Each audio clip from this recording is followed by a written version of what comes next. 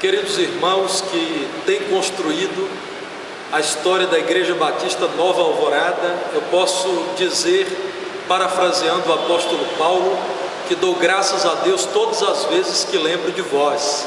Lembro ainda com gratidão a Deus de quando cheguei à Congregação Batista Alvorada em 3 de setembro do ano 2000.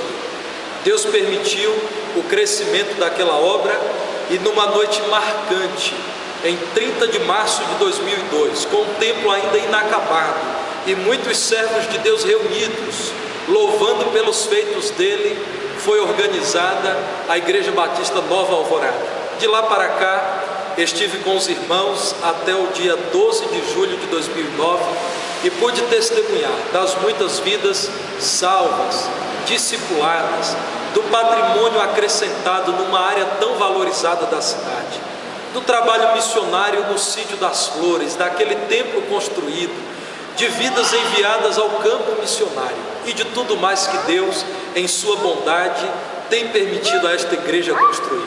Portanto, o que tenho a dizer aos irmãos é que parabenizo a todos vocês, com louvor e gratidão a Deus. A minha família também rende graças a Deus pela existência da Nova Alvorada. Igreja Batista Nova Alvorada, parabéns pelo seu aniversário. Deus os abençoe. Parabéns pelos 10 anos de